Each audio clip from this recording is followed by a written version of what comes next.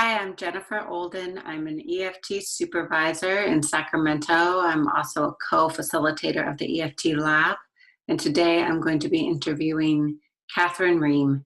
Kathryn is an EFT trainer. She does trainings all over the world. She wrote the first dissertation on withdrawal re-engagement, and she has a newly released training tape on stage 2, and it's wonderful.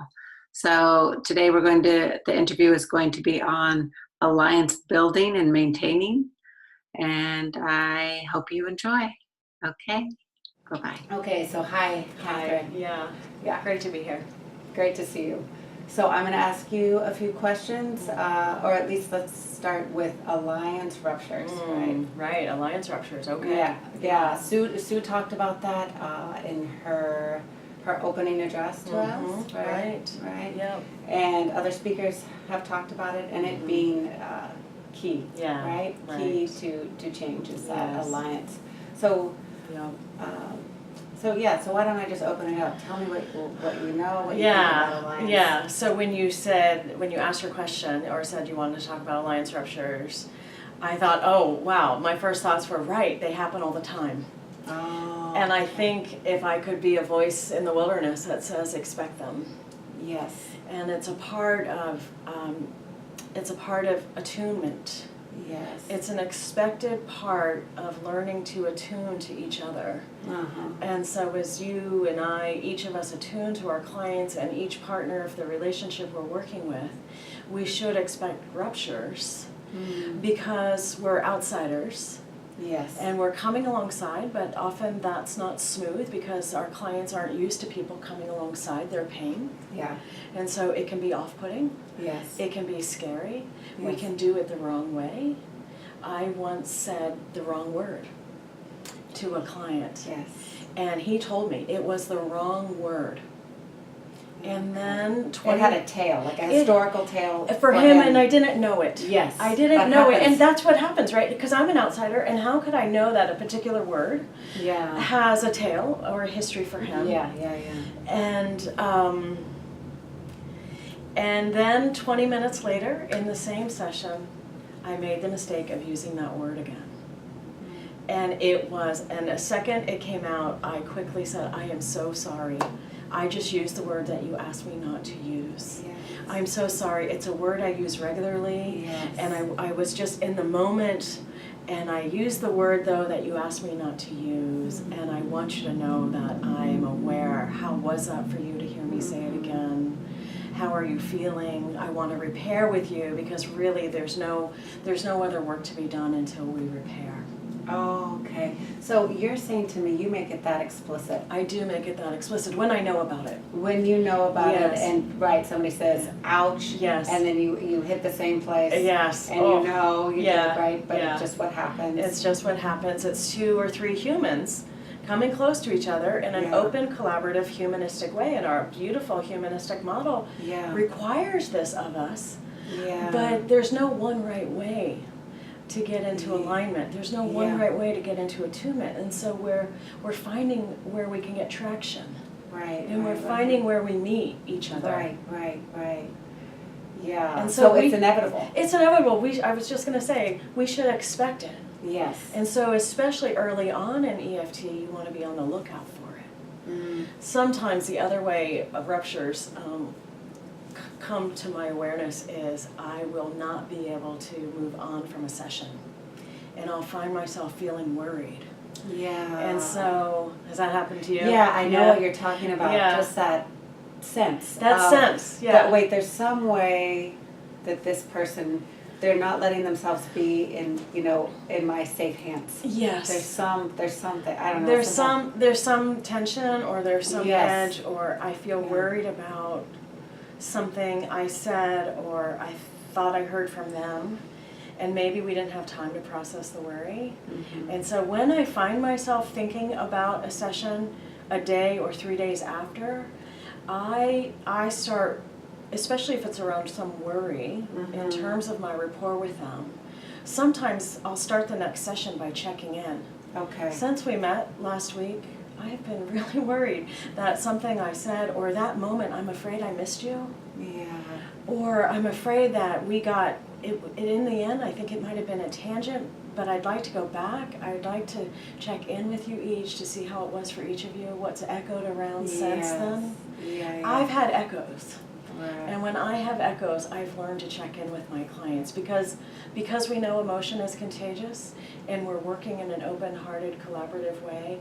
Usually I'm not the only one with echoes. That's what EFT's taught me.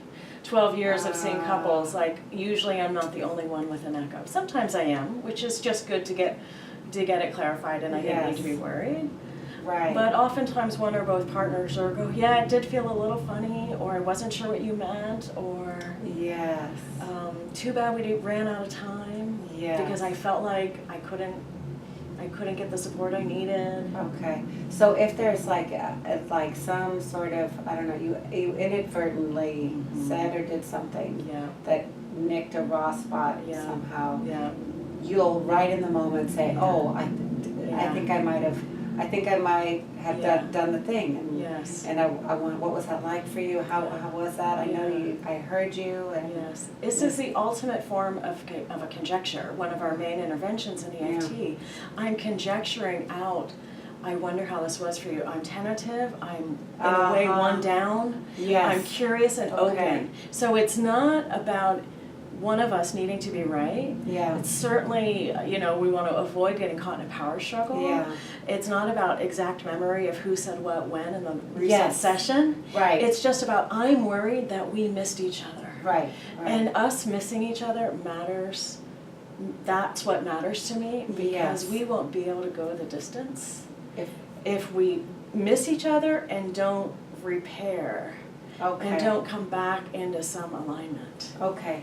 And so do you think if a rupture happens and you say, okay, that was probably a pretty small rupture, I certainly didn't do anything that big of a deal. Yeah. So let's just keep going, and the work itself will sort of, I don't know, somehow heal. Smooth over the rough edge or the small rupture. Yes, yes, of the rupture between us, right? The therapist and one or both partners, right?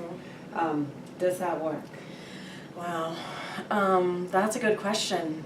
I think in times it can work because people are often very gracious and they get our hearts and how hard we're working on their relationships' behalf. There are other times where smoothing over could feel very marginalizing to a person. Yeah. Especially if one has, my frame on trauma, has endured more than most. Yes. And we don't know them yet, and we don't know where their heart is sensitive. Yeah. And so I will err on the side of caution. Okay. Especially as I'm getting to know a new couple. Yeah. To, even if it's a small thing, that I want to, so attunement teaches me that when something small happens, I don't try to smooth it out or ignore it or move beyond, like let's just keep going, it's about the couple. Yeah. Because I need to get to know where each partner is sensitive. For the long haul, for the work together, to go the distance, so I can actually be a safe person. Remember how Steve Porges talks about safety is the preamble to attachment. Yes. And as Sue says so beautifully, we are surrogate processors. We are each partner's temporary attachment figure until they can be each other's attachment figure. I love that. Yeah. And so I don't want to be, it might have been small for me, but that client that I'm a small little rough rupture, little rough moment, and if I ignore it or dismiss it, it might feel small to me, it might not feel small to them. And I won't know unless I slow down. We repair with each other, just people with people all the time. Yeah. And so even to call it a rupture, which I'm not opposed to the word because of course it's a good word, it's an apt word. But even just saying, hey, I care about how I impact you. Okay. And we don't know each other and you're in a distressed state and I want to do everything I can to work on your relationship's behalf. Yeah. And how was it that I just wondered about this or asked about that? Okay. That's a process consultant. That's a meta processing question. Okay. For the function of alliance, checking on our alliance, monitoring our alliance, and maybe repairing when needed.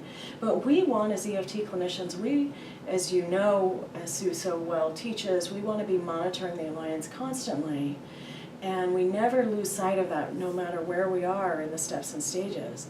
But how we monitor, it's not this big thing. It's this just, how are we doing with each other? How does it feel to come today? Okay. So when I use the word rupture, we don't have to think that it's this massive chasm. Yeah, right? big, bad, ugly. Right. I mean, like it can be I misspoke. Yeah.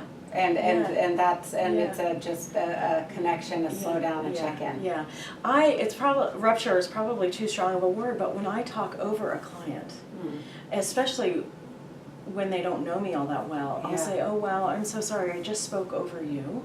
Yeah. Or I start saying that so then I can get them to a point where I can interrupt them. And so, because I care about not being abrupt to them. I see. I care about them not feeling like what they're saying isn't relevant. Right. But so I'll say, oh goodness, Yeah. I just realized I spoke over you, I talked over you, please continue. And then I have to be disciplined to remember my focus. What was I gonna say? Yeah. Because I want to go back. Right. And so that's even talking over. I mean, we all try to be polite. That can be a little rupture. So that's, I guess you're saying it's sort of this piece around being collaborative. Yeah, which we are in EFT. Which we are in EFT, and Yes. that's a key principle to EFT, Yes. a key Yeah. assumption. And so, Yeah, for me, the collaboration, a genuine, authentic collaboration, is one of the foundational blocks for building safety. And so I want my clients to know I'm in the soup of their distress with them. just to remind our viewers that Kathryn, you have a training tape coming out, stage 2, and it's about 8 hours, almost 8 hours. Yeah. You can go to her website, Kathryn Rheem. Actually, Washington Baltimore Center for EFT, or WBCEFT.com. Okay. Yeah, Washington Baltimore Center for EFT.com. Okay, and you can find the link there. Exactly. Yes. Great. Yes. Great. Thank you so much. Thank you so much.